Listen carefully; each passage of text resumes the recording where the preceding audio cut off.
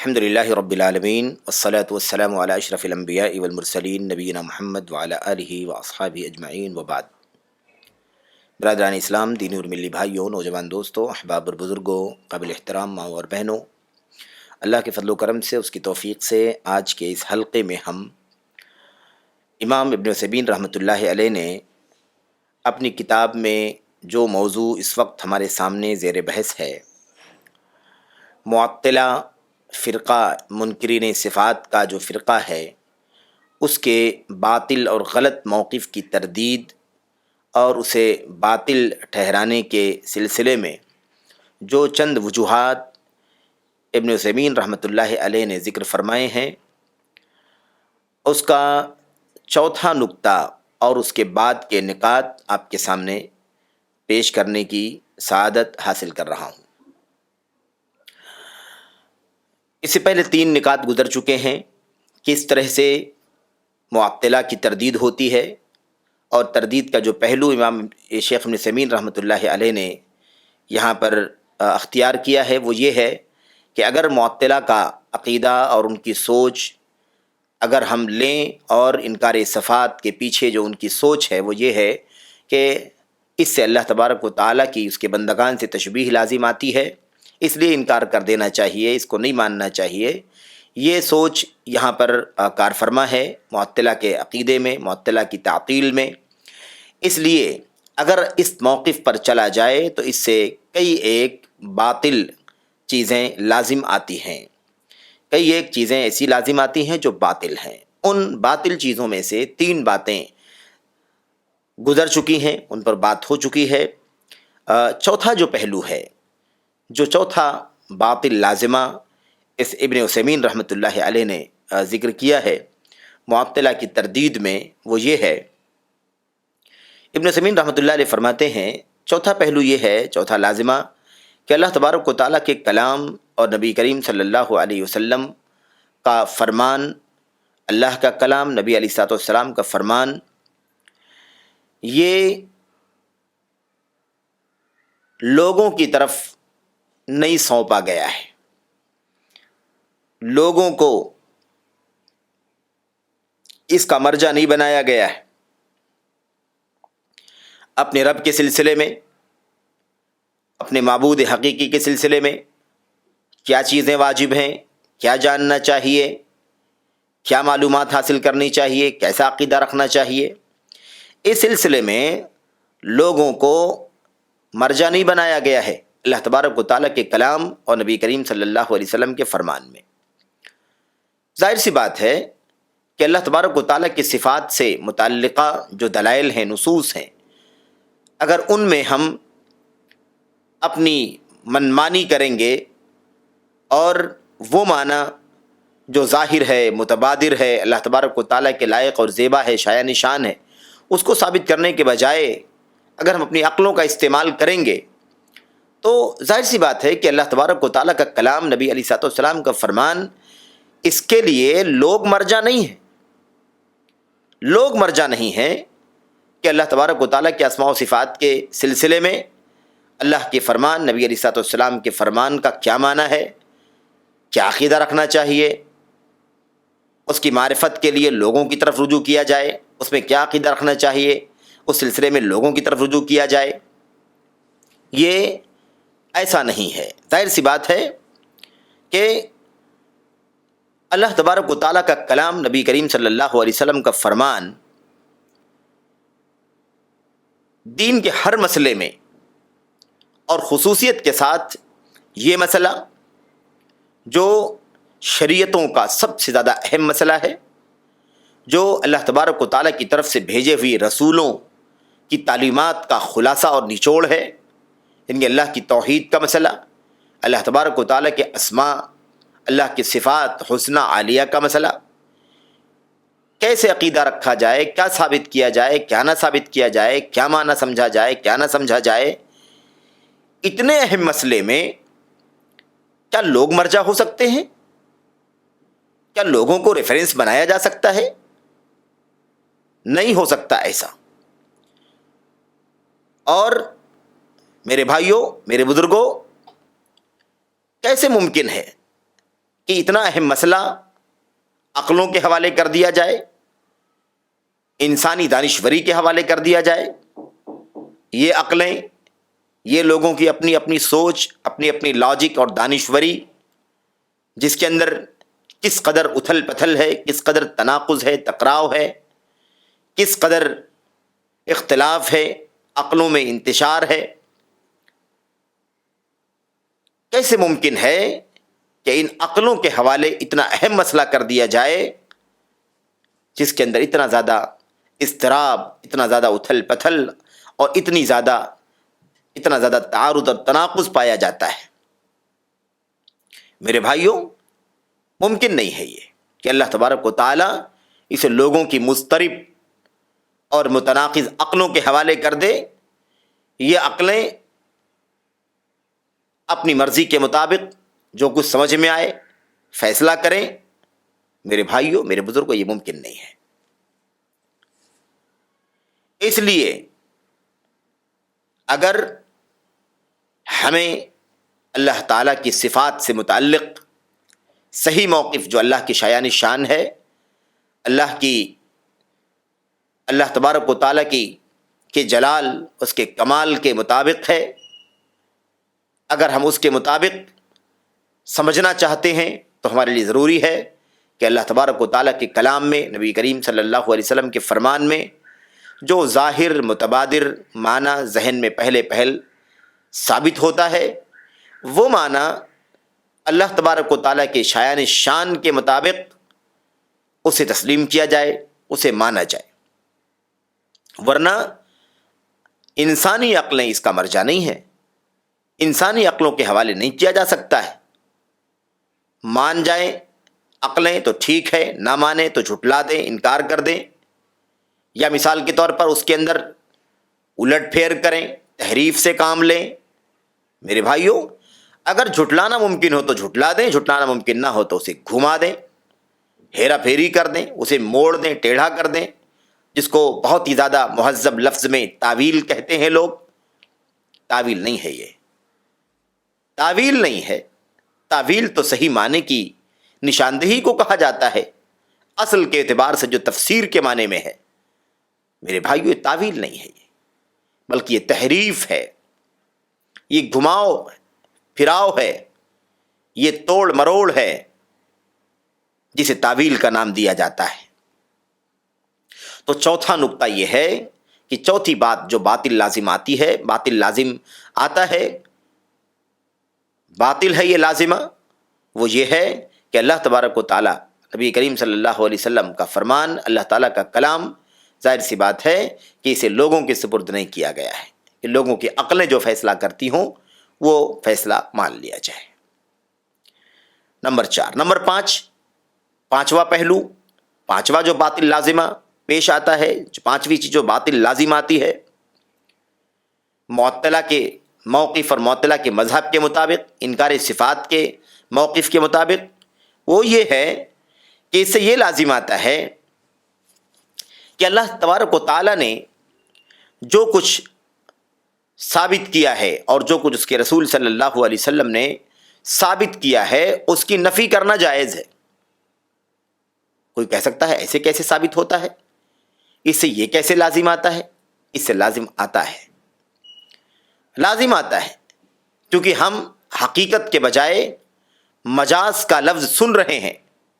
معطلہ کے یہاں مجازی معنی، حقیقی معنی مراد نہیں لیا جا سکتا، اس سے مجازی معنی مراد لیا جائے گا. اب اس کا جو اصل معنی ہے، اس صفت کا اصل معنی، اس کو توڑ دیا گیا، اس کو حقیقت سے ہٹا دیا گیا، اس کو مجازی معنی میں لے لیا گیا، اس کی تحریف کر دی گئی، تعویل سے کام لے لیا گیا. یہ چیز ہم دیکھ رہے ہیں. اس لیے پانچواں جو نقطہ لازم آتا ہے اس باطل عقیدے اور باطل موقف کے نتیجے میں، وہ یہ ہے کہ اس سے یہ لازم آتا ہے کہ اللہ تعالیٰ نے جن چیزوں کو ثابت کیا ہے اور اس کے رسول صلی اللہ علیہ وسلم نے، اللہ کے رسول صلی اللہ علیہ وسلم جو کچھ ثابت کیا ہے، اس کی نفی کرنا جائز ہے. یہ لازم آتا ہے. اس سے کیسے لازم آتا ہے؟ مثال کے طور پر اللہ تبارک و تعالیٰ نے فرمایا ہے وَجَاءَ رَبُّكَ وَالْمَلَكُ صَفًّا صَفًّا، اللہ تبارک و تعالیٰ آئے گا اور فرشتے قیامت کے دن صف بصف فرشتے آئیں گے. اللہ تبارک و تعالیٰ آئے گا اور فرشتے صفوں میں قیامت کے دن آئیں گے۔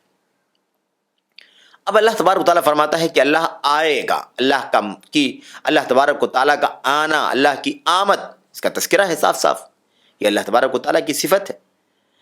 اب کوئی معطلہ جیسا عقیدہ رکھنے والا، یہ معطل انکار صفات کا عقیدہ رکھنے والا،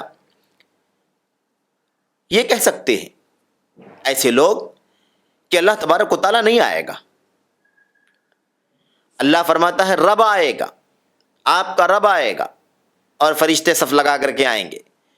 یہ جو معطلہ ہیں، ان کے عقیدے کے مطابق یہ لازم آتا ہے کہ یہ ثابت کیا ہوا جو اللہ نے، اس کے رسول نے ثابت کیا، اس کا انکار کر سکتے ہیں، اس کی نفی کر سکتے ہیں۔ کیسے؟ اللہ نے فرمایا آئے گا، یہ کہہ سکتے ہیں کہ نہیں آئے گا، یعنی جس معنی میں آنا اللہ تبارک و تعالیٰ نے فرمایا ہے اس حقیقت کی نفی کرنا ان کے لیے جائز ہے، کیونکہ حقیقت نہیں مانیں گے، مجاز مانیں گے، تو حقیقت کی تو نفی ہو گئی، حقیقت کی نفی ہو گئی، مجاز کو مانا گیا۔ مجاز کی کیا حقیقت؟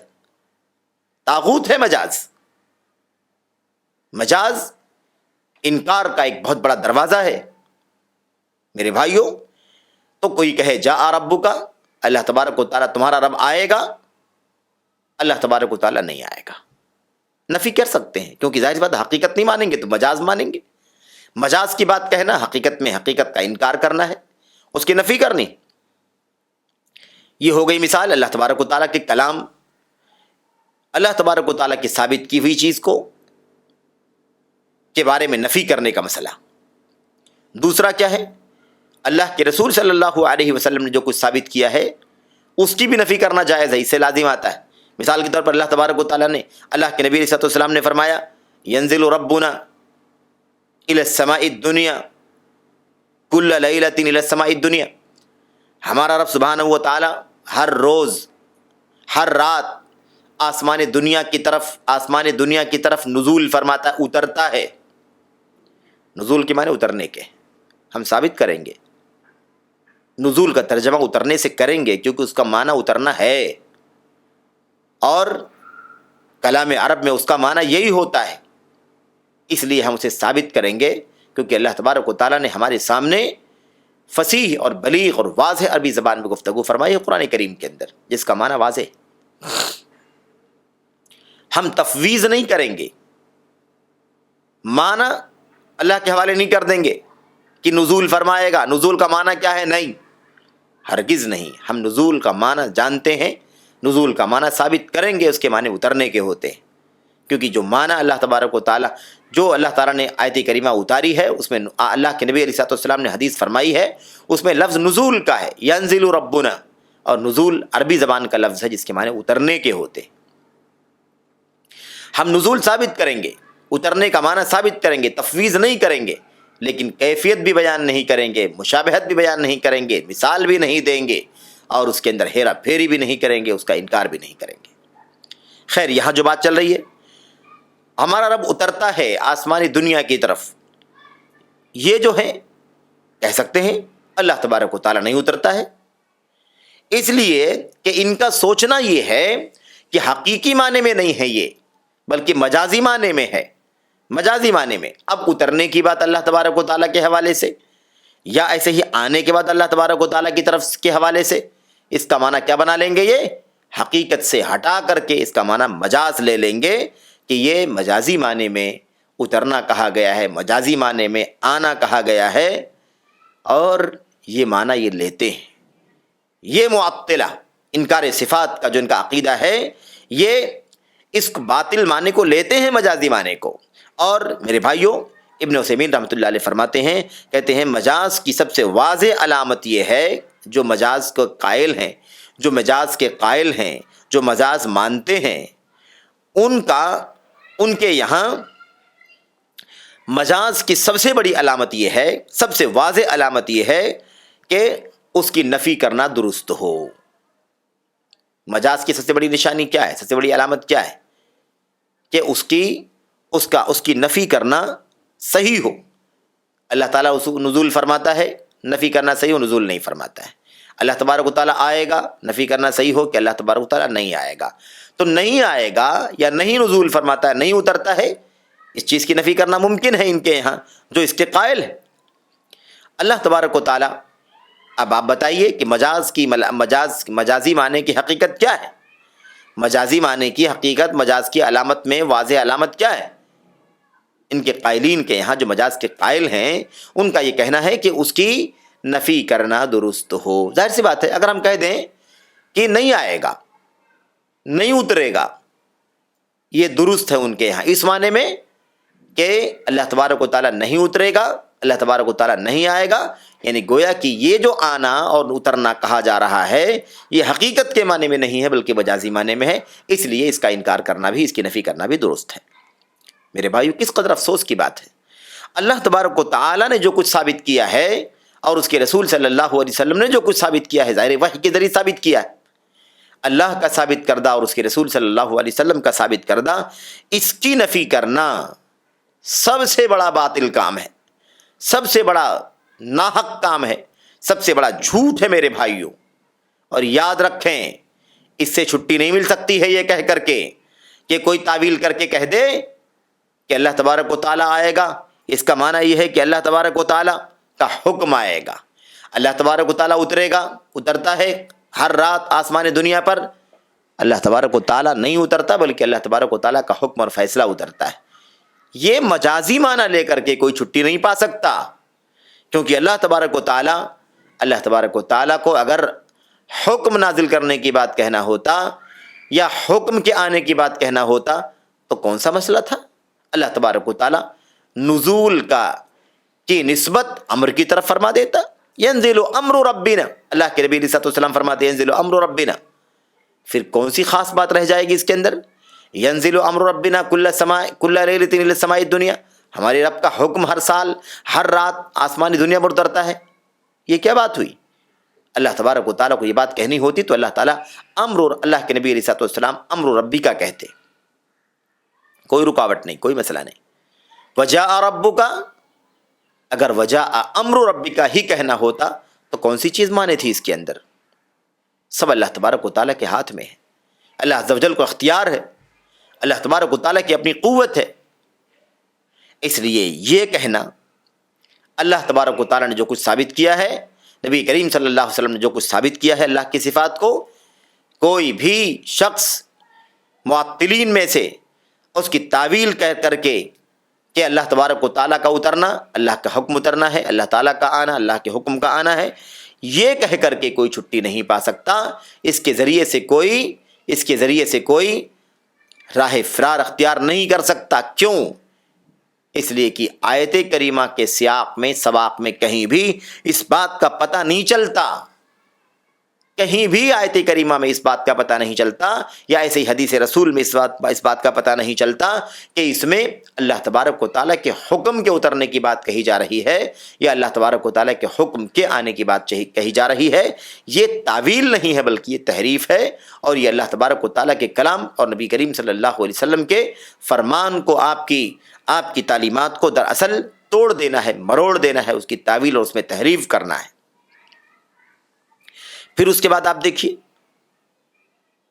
تعطیل کرنے والے، صفات کا انکار کرنے والے جو ہیں، یہ کئی قسمیں ہیں ان بیچاروں کی، ان کی کئی قسمیں۔ ابن عثیمین رحمۃ اللہ علیہ فرماتے ہیں، کہتے ہیں جو معطلہ ہیں، ان معطلہ میں سے کچھ لوگ ایسے بھی ہیں جو اپنے اس قاعدے کو تمام صفات پر فٹ کرتے ہیں، جیسے معطلہ ہے مکمل طور پر، یا بعض لوگ صرف اسما کی طرف لے کر کے جاتے ہیں، اسما اللہ تبارک و تعالیٰ کے اسماء حسنہ تک صرف پہنچاتے ہیں، اور بعض لوگ ایسے بھی ہیں جن کے یہاں تناقض ہے، تعارض ہے۔ عجیب بات ہے، کچھ صفات کو مانتے ہیں، کچھ صفات کو نہیں مانتے، کچھ صفات کو ثابت کرتے ہیں، کچھ صفات کو ثابت نہیں کرتے ہیں۔ اب اگر تمثیل لازم آتی ہے، اللہ کی مشابہت لازم آتی ہے بندگان الہی سے، بندگان سے، یا اس کا وہم اور شبہ پیدا ہوتا ہے، تو یہ چیز تو ہر جگہ ہونی چاہیے، تمام صفات میں ہونی چاہیے۔ یہ کیا طریقہ ہے کہ معطلہ کی کئی قسمیں ہو گئی ہیں؟ کچھ لوگ ایسے ہیں جو تمام اسماء اور صفات میں، تمام صفات میں، اللہ تبارک و تعالیٰ کی تمام صفات میں اپنا یہ قاعدہ لے کر کے آتے ہیں اور تمام صفات کو نہیں مانتے، نہیں ثابت کرتے۔ کچھ لوگوں نے صفات کے ساتھ میں ناموں کو بھی شامل کر لیا ہے کہ یہ ثابت نہیں کر سکتے، نہ صفات ثابت کریں گے نہ نام ثابت کریں گے۔ اور کچھ لوگ ایسے ہیں جو تناقض کا شکار ہیں، آپس میں ان کا تعارض سے ٹکراؤ ہے، کچھ صفتوں کو ثابت کرتے ہیں اور کچھ دوسری صفتوں کا انکار کر دیتے ہیں۔ یہ کس فرقے کا عقیدہ ہے؟ اس کو اشعریہ اور ماتریدیہ کے نام سے جانا جاتا ہے۔ یہ اشعری فرقہ، ماتریدی فرقہ، یہ اللہ تبارک و تعالیٰ کی چند صفات کو مانتا ہے، بقیہ تمام صفات کا انکار کر دیتا ہے۔ یہ ان کی کہانی ہے، یہ ان کا رویہ ہے۔ اب سوال یہ پیدا ہوتا ہے ان لوگوں نے کیا کیا ہے؟ ان لوگوں نے یہ کیا ہے، جن صفات کو ثابت کیا، یہ جو تناقض والے لوگ ہیں، کچھ صفات کو مانتے ہیں کچھ کو نہیں مانتے، ان لوگوں کی بات چل رہی ہے۔ ان لوگوں نے جن صفات کو ثابت کیا ہے، یہ کہہ کر کے ثابت کیا ہے کہ عقل اس بات کو ثابت کرتی ہے، اس سے عقل اس بات پر دلالت کرتی ہے کہ یہ اسماء، یہ صفات ثابت ہوں گے۔ یعنی عقل کی دلیل کی بنیاد پر انہوں نے ثابت کیا ہے، جو بھی ثابت کیا ہے عقلی دلیل کی بنیاد پر ثابت کیا ہے۔ اور جن صفات کی نفی کر دیا ہے، ان صفات کی نفی اسی بنیاد پر کی ہے، یہی کہہ کر کے کی ہے کہ عقل جو ہے اس کی نفی کرتی ہے یا اس پر دلالت نہیں کرتی، اس لیے ہم نے اس کو ثابت نہیں کیا ہے۔ یہ ان کا طریقہ ہے۔ اب اس کا جواب کیا ہے؟ ہم ان سے کہیں گے، ہم ان کو سمجھائیں گے، ہم ان سے کہیں گے یہ بتائیے آپ لوگوں نے جن صفات کی نفی کیا ہے، یہ دلیل دے کر کے، یہ حجت پیش کر کے کہ عقل اس پر دلالت نہیں کرتی۔ میرے بھائیوں، جن صفات کو تم نے ثابت نہیں کیا ہے، یہ کہہ کر کے ثابت نہیں کیا ہے کہ اس پر عقل دلالت نہیں کرتی۔ یاد رکھو، اس صفت کو عقلی دلیل ہی کی بنیاد پر ثابت کیا جا سکتا ہے۔ جس صفت کو تم نے عقل کی بنیاد پر انکار کر دیا ہے، نفی کر دیا ہے، وہ صفتیں اسی عقلی دلیل کی بنیاد پر ثابت بھی کی جاتی ہیں، اور وہ صفتیں اللہ تعالیٰ کی وہ صفتیں عقلی دلیلوں کی بنیاد پر ثابت ہوں گی، جیسے اللہ کے کلام نبی کے فرمان میں ثابت ہیں، جیسے شرعی دلیلوں سے ثابت ہیں، ایسے ہی اللہ تبارک و تعالیٰ کی یہ صفات عقلی دلیلوں سے بھی ثابت کیے جا سکتے ہیں۔ مثال کے طور پر امام ابن عثیمین رحمۃ اللہ علیہ اس کی وضاحت کرتے ہوئے کہتے ہیں کہ ذرا دیکھو ان کا تناقض کیسا ہے۔ ان میں سے بعض معطلہ کی وہ فرقے جو چند صفات کو ثابت کرتے ہیں، چند صفات کو ثابت نہیں کرتے، اس کی ایک مثال دیتے ہیں۔ کہتے ہیں دیکھیے آپ کہ اشاعرہ کا کیا طریقہ ہے، ماتریدیہ کا کیا طریقہ ہے۔ ان لوگوں نے اللہ تبارک و تعالیٰ کی ایک صفت ارادہ ہے اسے ثابت کیا، اور دوسری ایک صفت ہے رحمت کی، اس کو ثابت نہیں کیا۔ یہ اشاعرہ اور ماتریدیہ جن چند صفات کو ثابت کرتے ہیں ان میں ارادہ ہے، اور بقیہ جن صفات کا انکار کرتے ہیں ان میں سے ایک صفت رحمت کی بھی ہے، رحمت کو ثابت نہیں کرتے، اللہ کی صفت رحمت کا انکار کرتے ہیں اور اللہ تبارک و تعالیٰ کی صفت ارادہ کو ثابت کرتے ہیں۔ اب سوال یہ ہے کہ ان لوگوں نے ارادے کی صفت کو ثابت کیا، اور کیا کہا اس لیے کہ اس پر قرآن کریم کی آیتیں بھی دلالت کرتی ہیں اور ہماری عقل بھی دلالت کرتی ہے، اس لیے ہم اس کو ثابت کریں گے۔ کس کو؟ ارادے کو۔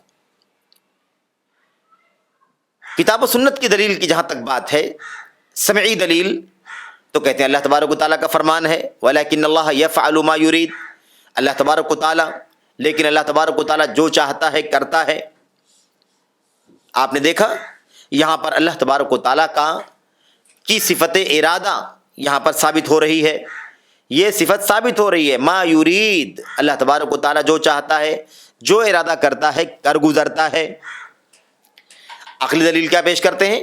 عقلی دلیل یہ ہے، کہتے ہیں کہ غور کر لیں، کہتے ہیں سوچئے کہ مخلوقات الگ الگ ہیں، مختلف انداز کی مخلوقات ہیں، ان میں سے بعض ذاتوں کو اور بعض صفات کو چند چیزوں سے اللہ تبارک و تعالیٰ نے خاص کر دیا ہے، بعض ذاتوں کو، بعض صفتوں کو چند چیزوں سے خاص چند خصوصیتیں عطا فرمائی ہیں۔ اللہ تبارک و تعالیٰ کی مخلوقات میں کافی اختلاف ہے، الگ الگ مخلوقات ہیں، الگ الگ حلیہ ہے، الگ الگ ڈھانچہ ہے، الگ الگ مخلوقات ہیں۔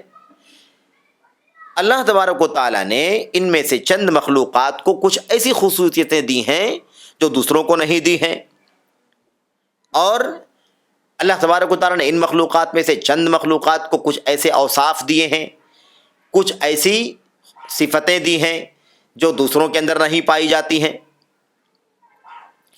اس سے پتہ چلتا ہے کہ اللہ تبارک و تعالیٰ کا اپنا ارادہ ہے۔ عقل کہتی ہے کہ اللہ نے کسی کو کچھ ذات دی ہے، کسی کو کچھ صفت دی ہے، کسی کو کچھ ذات دی ہے، کسی کو کچھ صفت دی ہے۔ اس کا مطلب یہ ہے کہ اللہ تبارک و تعالیٰ کا اپنا ارادہ ہے۔ اللہ تعالیٰ نے اس کو چاہا وہ دے دیا، اس کو چاہا وہ دے دیا، اللہ تعالیٰ نے اس کو چاہا کہ وہ نہ دے تو وہ نہیں دیا، اللہ تبارک و تعالیٰ نے اس کے ساتھ چاہا کہ یہ نہ کرے تو اللہ تعالیٰ نے یہ نہیں کیا۔ اس سے ثابت ہوتا ہے عقلی طور پر کہ اللہ تبارک و تعالیٰ کا اپنا ارادہ ہے، اللہ تعالیٰ کی اپنی مشیت ہے، اللہ تعالیٰ کا اللہ تعالیٰ کی اپنی ایک سوچ ہے، جو سوچتا ہے، جو چاہتا ہے وہ ارادہ کرتا ہے۔ یہ عقلی دلیل دی ہے۔ اچھا، ارادے کے بارے میں تو آپ نے دیکھا کہ دونوں طرح سے ثابت کر دیا، قرآن کی دلیل سے یفعل ما یرید، اور عقلی دلیل سے کیا ثابت کر دیا؟ کہا کہ اس سے یہ ثابت ہوتا ہے مخلوقات ہیں الگ الگ، کسی کو اللہ نے کوئی ذات کوئی صفت دی، کسی کو کوئی ذات کوئی صفت دی۔ اس کا مطلب یہ نکلتا ہے کہ اللہ تبارک و تعالیٰ کا اپنا ارادہ ہے، اس کا ارادہ ہوا تو اس کو وہ دیا، اس کو ارادہ ہوا تو اس کو وہ دیا۔ اس کے برخلاف رحمت کا انکار کر دیا، کہا رحمت کی صفت نہیں مان سکتے، رحمت کی نفی کر دیا۔ کیا کہا اگر رحمت ثابت کریں گے تو اس سے یہ لازم آتا ہے کہ رحم کرنے والا، اس کے اندر نرمی پائی جاتی ہے، اس کے اندر رفق پایا جاتا ہے، رقت پائی جاتی ہے۔ ایک آدمی جو رحم کرتا ہے کسی کے اوپر، ظاہر سی بات ہے کہ وہ رحم کرتا ہے، تو اس کا مطلب یہ ہے کہ وہ اس کے ساتھ نرمی کا رویہ برتتا ہے، اس کے ساتھ رقت کا رویہ برتتا ہے۔ یہ ہوتا ہے، اس سے لازم آتا ہے۔ وہ کہتے ہیں کہ رحمت کی صفت اگر مان لی جائے تو اس سے یہ لازم آتا ہے کہ رحم کرنے والے کے اندر رقت پائی جاتی ہے، رحم کرنے والے کے یہاں جس پر وہ رحم کر رہا ہے اس سلسلے میں رقت اور نرمی پائی جاتی ہے، اور یہ اللہ تبارک و تعالیٰ کی ذات کے ساتھ محال ہے، ناممکن ہے۔ یہ کیسے ہو سکتا ہے کہ اللہ تبارک و تعالیٰ کے یہاں رحمت نرمی پائی جائے، اللہ تبارک و تعالیٰ کے یہاں رقت پائی جائے؟ یہ تو انسانوں کے یہاں، مخلوقات کے یہاں پایا جاتا ہے کہ کسی کو دیکھا مصیبت حال کو تو رقت طاری ہو گئی دل پر، رقت کے نتیجے میں آنکھوں سے آنسو جاری ہو گئے۔ یہ تو مخلوقات میں ہوتا ہے۔ ان کا کہنا یہ ہے کہ اللہ تبارک و تعالیٰ کے لیے اگر رحمت ثابت کیا جائے تو اسے رقت اور نرمی لازم آتی ہے، جبکہ میرے بھائیوں یہ محال ہے۔ یہ کیا کہا یہ محال ہے۔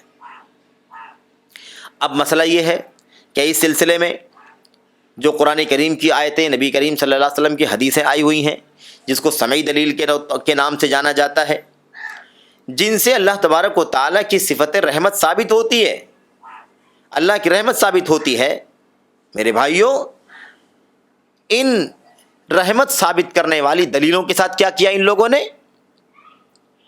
ان دلیلوں کا ان لوگوں نے ان کی تعویل کر دیا۔ کیا کہا نہیں مان سکتے، اللہ آئے گا، اللہ رحم فرماتا ہے۔ اس کا مطلب یہ ہے کہ اللہ تبارک و تعالی رحم کیسے فرمائے گا؟ اگر رحم کا معنی لے لیا تو رقت اور نرمی ثابت ہوتی ہے، اور یہ اللہ تبارک و تعالیٰ کے لیے ممکن نہیں ہے، محال ہے یہ کہ اللہ تعالیٰ رقیق ہو جائے، اللہ تعالیٰ لین ہو جائے۔ میرے بھائیوں کیا کہا اس کی تعویل کرتے ہوئے کہ رحمت کا مطلب یہ ہے کہ اللہ تبارک و تعالی انعام دینے والا ہے، اللہ تعالیٰ رحم کرنے والا ہے، اللہ تعالیٰ نعمتیں نشاور کرنے والا ہے، یا اللہ تبارک و تعالی رحم کا فرمائے گا، یعنی اللہ تبارک و تعالی اس کے ساتھ اللہ تبارک و تعالی انعام دینے کا، انعامات کا وعدہ فرماتا ہے۔ واضح ہوا اللہ تبارک و تعالیٰ کی صفت رحمت کی تعویل کیسے کیا؟ تعویل کر دیا۔ تعویل کرتے ہوئے کہا کہا اس سے رحمت مراد نہیں ہے، بلکہ اس کا مطلب ہے عمل یا عمل کا ارادہ۔ یعنی مثال کے طور پر اللہ تبارک و تعالیٰ کا ایک نام ہے رحیم۔ رحیم کا معنی کیا بتلایا؟ کہا رحیم کا معنی ہے منعم، انعام کرنے والا، یا دوسرا معنی ہے انعام کا ارادہ کرنے والا۔ ارادہ چونکہ ثابت کرتے ہیں، ارادہ مانتے ہیں، یہ رحمت نہیں مانتے۔ آپ نے دیکھا کیا تعویل کر دیا؟ تعویل کر دیا کہ اس سے مراد فعل ہے یا فعل کا ارادہ ہے۔ یعنی اللہ تبارک و تعالی انعام کرنے والا ہے، رحم کرنے والا ہے نہیں، انعام کرنے والا ہے، یا انعام دینے والے کا انعام دینے کا وعدہ کرنے والا ہے، انعام دینے کا ارادہ کرنے والا ہے۔ یہ معنی ان لوگوں نے نکال لیا۔ یہ کیا ہے؟ تعویل ہے، یہ تعویل ہے۔ اب ہم اس کا جواب دیں گے، ہم کہیں گے بھائی یہ بتاؤ کہ جس چیز کو تم اپنی عقل سے نفی کرتے ہو، ہم ثابت کر سکتے ہیں اس کو عقل کے ذریعے سے۔ ہم اسے کہیں گے دیکھو رحمت کی صفت اللہ تبارک و تعالیٰ کی ہے، تم نہیں مانتے، اپنی عقلوں سے بھی ٹھکراتے ہو، آیت کریمہ میں بھی تحریف کرتے ہو، لیکن ہم تم سے یہ کہنا چاہتے ہیں کہ رحمت کی صفت اللہ تبارک و تعالیٰ کے لیے ثابت ہے کتاب و سنت کے سمعی دلائل کے ذریعے سے، اور یہ صفت رحمت اتنے زیادہ دلیلوں سے ثابت ہوتی ہے کہ اتنی زیادہ دلیلیں اور اتنا زیادہ دلیلوں میں تنوع ارادے کے اندر نہیں موجود ہے۔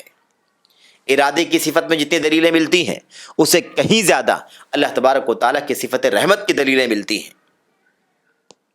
اب دیکھیے مثال کے طور پر کیسے اللہ تعالیٰ کی رحمت کا تذکرہ کیسے کیسے آیا ہوا ہے، نام بھی آیا ہوا ہے،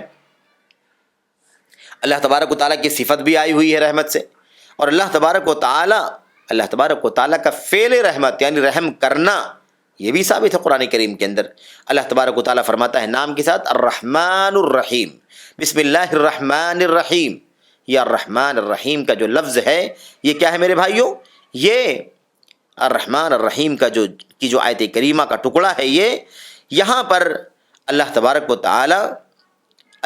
و تعالیٰ دو ناموں کا تذکرہ فرماتا، الرحمن اور الرحیم۔ ایسے ہی یہ صفت رحمت صفت کی شکل میں بھی آئی ہوئی قرآن کریم کے اندر۔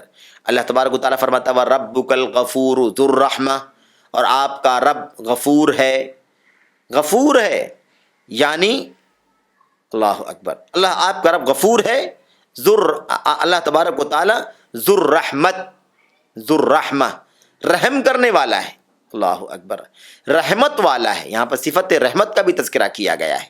ایسے ہی آپ دیکھیے فعل کا بھی تذکرہ ہے۔ اللہ تبارک و تعالیٰ فرماتا ہے سورہ عنکبوت کے اندر وَيَرْحَمُ مَن يَشَاءُ، اور اللہ تبارک و تعالیٰ جسے چاہتا ہے اپنی رحمت سے نوازتا ہے۔ یرحم وَيَرْحَمُ مَن يَشَاءُ، اور اللہ تبارک و تعالیٰ جسے چاہتا ہے رحم فرماتا ہے، اپنی رحمتیں نازل فرماتا ہے۔ ارادے کا جو لفظ ہے اس سے کہیں زیادہ دلیلیں صفت رحمت کی موجود ہیں۔ ہمارے سامنے 3 آیتیں موجود ہیں، ان تینوں آیتوں میں اللہ تبارک و تعالیٰ نے ایک آیت کریمہ میں رحیم کا نام، رحمان کا نام ذکر فرمایا ہے۔ دوسری قسم کی دلیلیں وہ ہے جس میں اللہ تبارک و تعالیٰ نے صفت رحمت کا تذکرہ فرمایا ہے، وَرَبُّكَ الْغَفُورُ ذُو الرَّحْمَةِ، اور تیسری دلیل جو ہے، تیسری دلیل کی جو نوعیت ہے وہ کیا ہے؟ اللہ تبارک و تعالیٰ کا رحمت کے فعل کا ذکر کرنا، وَيَرْحَمُ مَن يَشَاءُ، اللہ تبارک و تعالیٰ جسے چاہتا ہے اس پر رحم فرماتا ہے یا رحم فرمائے گا۔ عقل سے دلیل ثابت ہو گیا کہ نہیں ثابت ہو گیا؟ نام بھی آیا ہے رحمت، رحیم، رحمان، اور ایسی صفت بھی آئی ہوئی ذو الرحمہ، اور ایسے ہی میرے بھائیوں اللہ تبارک و تعالیٰ نے فعل رحمت کا بھی تذکرہ فرمایا ہے وَيَرْحَمُ مَن يَشَاءُ کا۔ تو آپ دیکھیے کہ رحمت کی صفت کئی طرح کے دلائل سے ثابت ہوتی ہے، جبکہ ارادے کی صفت ایک خاص نوعیت سے ثابت کی جا رہی ہے۔ میرے بھائیوں امام ابن عثیمین رحمۃ اللہ علیہ فرماتے ہیں، کہتے ہیں اس کو عقل سے بھی ثابت کیا جا سکتا ہے۔ کس کو؟ انہوں نے ارادہ ثابت کیا ہے لیکن رحمت ثابت نہیں کیا ہے۔ ہم رحمت کو بھی عقل سے ثابت کر سکتے ہیں۔ کیسے؟ کہتے ہیں اتنی ساری نعمتیں ہیں جو اللہ تبارک و تعالیٰ کی طرف سے تمام بندگان الہی کو حاصل ہو رہی ہیں، اور اتنی ساری نقمتیں ہیں، اتنے سارے عذاب ہیں جو جنہیں اللہ تبارک و تعالیٰ ہر موڑ پر ہر لمحے اللہ تبارک و تعالیٰ ان مصیبتوں کو ٹالتا ہے۔ اللہ تبارک و تعالیٰ کی بے شمار رحمتیں ہیں، بے شمار نعمتیں ہیں جو اللہ تبارک و تعالیٰ کے بندگان پر مسلسل برس رہی ہیں، ہر اعتبار سے آ رہی ہیں، اور اللہ تبارک و تعالیٰ کے یہاں بہت ساری نقمتیں اور عذاب ہیں جنہیں اللہ تبارک و تعالیٰ ٹال دیتا ہے ہر موڑ پر، جنہیں اللہ تبارک و تعالیٰ ختم کر دیتا ہے۔ یہ اس بات کی دلیل ہے کہ اللہ تبارک و تعالیٰ کے لیے رحمت کی صفت ثابت ہے، اور اس کی دلالت میرے بھائیوں رحمت کی جو دلیلیں ہیں یہ ارادے کی دلیلوں سے کئی گنا زیادہ واضح ہیں، جلی ہیں، نمایاں ہیں۔ کس دلیل سے؟ جو انہوں نے کہا تھا کہ ارادہ ہم اس لیے ثابت کرتے ہیں کیونکہ لوگ الگ الگ قسم کے لوگ رہتے ہیں، کسی کو اللہ نے ذاتی طور پر الگ بنایا ہے، کسی کو صفاتی طور پر الگ بنایا ہے۔ اس سے لازم آتا ہے کہ یہ خصوصیت جو اللہ نے عطا فرمائی ہے اس کے پیچھے اللہ تعالیٰ کی مشیت کا، اللہ کے ارادے کا دخل ہے، اللہ تبارک و تعالیٰ کا اپنا ارادہ ہے، اس کے ذریعے ثابت کیا ہے۔ لیکن میرے بھائیوں ہم دیکھتے ہیں کہ یہ تو چھوٹی سی دلیل ہے، ایک چھوٹا سا پہلو ہے جس کو دلالت التخصیص کہا جاتا ہے۔ لیکن میرے بھائیوں ہم دیکھیں کہ اللہ تبارک و تعالیٰ کے کلام میں، قرآن کریم کی آیت کریمہ کے اندر اللہ تبارک و تعالیٰ کی صفت رحمت کو کس طرح سے ثابت کیا گیا ہے۔ نام میں بھی ثابت کیا گیا، صفت میں بھی ثابت کیا گیا، اور اسی طریقے سے اللہ تبارک و تعالیٰ کے یہاں اللہ تبارک و تعالیٰ کی رحمت کو فعل اور عمل کے ذریعے سے بھی ثابت کیا گیا۔ میرے بھائیوں اب آپ دیکھیے کہ اب اگر ان صفات کی نفی کرنا، کس کی نفی کرنا؟ صفت رحمت کی نفی کرنا، یہ کہہ کر کے کہ اس سے نرمی لازم آتی ہے، اس سے رقت لازم آتی ہے، تو اس کا جواب یہ ہے کہ اگر یہ دلیل صحیح ہوتی تو اسی قسم کی دلیل سے ارادے کی صفت کی بھی نفی کرنا لازم آتا اور درست ہوتا۔ اگر یہ بات مان لی جائے کہ بھائی نہیں مانیں گے اللہ کی صفت رحمت کو کیونکہ رقت اور لین پایا جاتا ہے اس کے اندر، امام ابن عثیمین فرماتے ہیں اگر یہ بات درست ہوتی تو ارادے کی صفت کی بھی نفی کرنا ممکن ہوتا۔ یہی بات کہہ کر کے مثال کے طور پر یہ کہہ سکتے ہیں ہم، یہ کہا جا سکتا ہے کہ ارادہ کسے کہتے ہیں؟ ارادہ کرنے والے کے میلان کو۔ ارادہ کرنے والا کسی طرف مائل ہوتا ہے، کس چیز کی طرف مائل ہوتا ہے؟ ایسی چیز کی طرف مائل ہوتا ہے جہاں فائدے کا حصول ممکن ہو اور ایسے ہی نقصان کا دفع کرنا ممکن ہو۔ یہ لازم آتا ہے اس سے، کہتے ہیں لیکن اس سے یہ لازم آتا ہے کہ اللہ تبارک و تعالیٰ نعوذ باللہ حاجت مند ہے، ضرورت مند ہے، جبکہ اللہ تعالیٰ کی ذات اس سے پاک ہے، اس سے منزہ ہے۔ آپ نے دیکھا ابن عثیمین رحمۃ اللہ علیہ کیا سمجھاتے ہیں، کہتے ہیں اگر اس کی نفی یہ کہہ کر کے کی جائے کہ اس کی اللہ تبارک و تعالیٰ کے لین اور نرمی پائی جاتی ہے، تو اس کا جواب یہ دیا جائے گا کہ اگر یہ دلیل درست ہو سکتی، یہ دلیل صحیح ہو سکتی تو ارادے کی بھی نفی کرنا یہی بات کہہ کر کے ممکن تھا، اور وہ یہ تھا کہ ارادہ کس کو کہتے ہیں؟ ارادہ کرنے والے کے میلان کو کہتے ہیں کہ ارادہ کرنے والا مائل ہے ایک ایسی چیز کی طرف جس سے فائدے کا حاصل کرنا ممکن ہے اور تکلیف والی چیز کا ہٹانا ممکن ہے۔ اس سے کتنی خطرناک چیز لازم آتی ہے، اس سے اتنی خطرناک چیز لازم آتی ہے کہ اس سے لازم آتا ہے کہ نعوذ باللہ اللہ تبارک و تعالی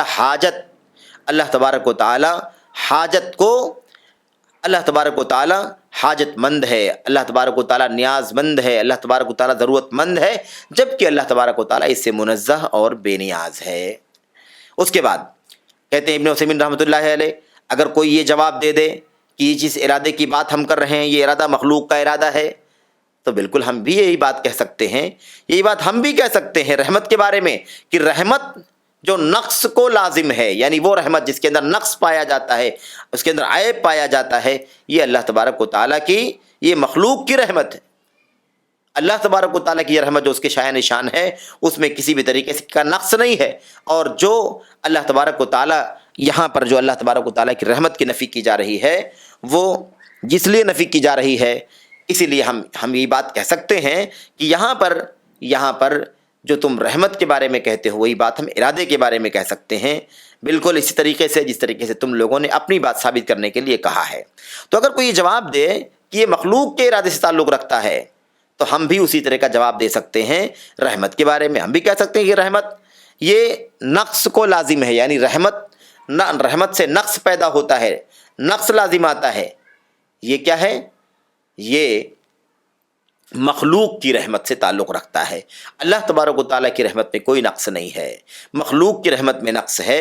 مخلوق کی رحمت کو چاہیے، مخلوق کی جو رحمت ہے اس کے اندر کمی ہے، اس کے اندر خلل ہے، اس کے اندر نقص اور عیب ہے. میرے بھائیوں، یہ ہم جواب دے سکتے ہیں. بہرحال ان تمام باتوں سے یہ معلوم پڑا کہ معطلہ جو تعطیل کرنے والے ہیں، اللہ تبارک و تعالیٰ کی صفات کا انکار کرنے والے ہیں، چاہے وہ مطلق طور پر عام تعطیل کریں، جیسے معطلہ کا، مشبہہ کا عقیدہ ہے، ممثلہ کا، کہ یہ سارے کے سارے اللہ تبارک و تعالیٰ کی صفات کو نہیں مانتے، تعطیل کرتے ہیں، انکار کرتے ہیں. اور اس طریقے سے چاہے وہ عام تعطیل کرنے والے ہوں جن کی بات گزری، یا خاص تعطیل کرنے والے ہوں، جیسے ماتریدیہ اور اشعریہ کا عقیدہ یہ ہے کہ وہ صرف اور صرف چند صفات کو مانتے ہیں، صرف چند صفات کو مانتے ہیں. 7 صفات کو اشعریہ مانتے ہیں، اور اسی طریقے سے کچھ اور چند صفات کو یہ ماتریدیہ مانتے ہیں، بقیہ صفات کا انکار کر دیتے ہیں. تو چاہے خاص تعطیل ہو یا عام تعطیل ہو، خلاصہ اس کا یہ نکلتا ہے کہ ان کا مذہب باطل ہے، یہ معطلہ ہیں، یہ معطلہ ہیں، یہ مذہب اور یہ عقیدہ باطل ہے. میرے بھائیوں، میرے بزرگوں، اس سے پتہ چلتا ہے میرے بھائیوں کہ اللہ تبارک و تعالیٰ کے صفات کے نصوص کو اسی ظاہر متبادر معنی میں استعمال کرنا ہے جو اللہ تبارک و تعالیٰ کے لائق و زیبا ہے، اس کی شان کے مطابق ہے. اس میں کسی اور راستے کی طرف جانے کی سرے سے کوئی گنجائش نہیں ہے. اس لیے ہمیں چاہیے کہ ہم کیا کریں؟ ہمیں چاہیے کہ ہم اس سے اپنے آپ کو